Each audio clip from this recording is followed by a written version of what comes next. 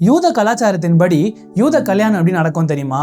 ஒரு ஆணுக்கும் பெண்ணுக்கும் நிச்சயதார்த்தம் முடிஞ்சதுக்கு அப்புறம் அந்த ஆண் அந்த பெண்ணை பார்த்து சொல்லுவாராம், நான் எங்க அப்பா வீட்டுக்கு போயிட்டு நம்ம 2 பேரும் தங்கறதுக்கு ஒரு இடத்தை ஆயத்தம் பண்ண போறேன் அப்படின்ட்டு சொல்லிட்டு போவாராம். அப்படி போகும்போது அவர் திரும்பி வர வரைக்கும் இந்த பெண் தன்னுடைய கற்பை காத்து கொண்டு ஒரு பெரிய எதிர்பார்ப்போட வெயிட் பண்ணிக்கிட்டே இருக்கணும். அப்படி அந்த ஆண் தன்னுடைய அப்பா வீட்டுக்கு போய் ஒரு இடத்தை ஆயத்தம் பண்ணதுக்கு அப்புறம் அவருடைய அப்பா எந்த நாள்ல போய் இந்த மகனுடைய மனைவியை கூட்டிட்டு வரணும் அப்படின்னு சொல்றாரோ அந்த நாள்ல தான் இவர் போகணுமா. அது வரைக்கும் இவர் வெயிட் பண்ணிக்கிட்டே இருக்கணுமா. ஏன்னா அந்த நாள் இவருக்கே தெரியாதான், அவருடைய அப்பா தான் டிசைடே பண்ணுவாராம். அப்போ எல்லாம் ரெடி ஆகும் போது அவருடைய அப்பா போ அப்படின்னு சொல்லுவாராம். அப்படி போகும்போது பலத்த சத்தத்தோடும் ஆரவாரத்தோடும் எக்கால சத்தத்தோடும் ஒரு குரூப்பா போவாங்களாம். எதுக்கு?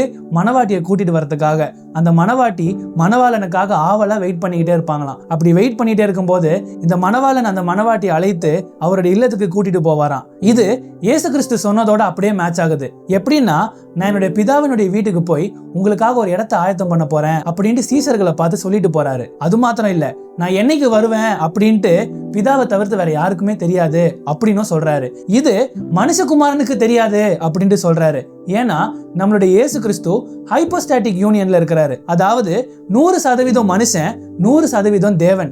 அவரு தேவனா இருக்கும்போது அந்த நாள் அவருக்கு தெரியும். ஏன்னா அவரும் பிதாவும் ஒண்ணுதான். ஆனா அவர் மனுஷனா இருக்கும்போது அவர் தன்னுடைய பிதா எதை வெளிப்படுத்தணும் அப்படின்ட்டு சித்தமா இருக்கிறாரோ அதை தான் இவர் வெளிப்படுத்துவாரு. அதுதான் இயேசு கிறிஸ்துக்கும் பிதாக்கும் உள்ள ஒரு உறவு.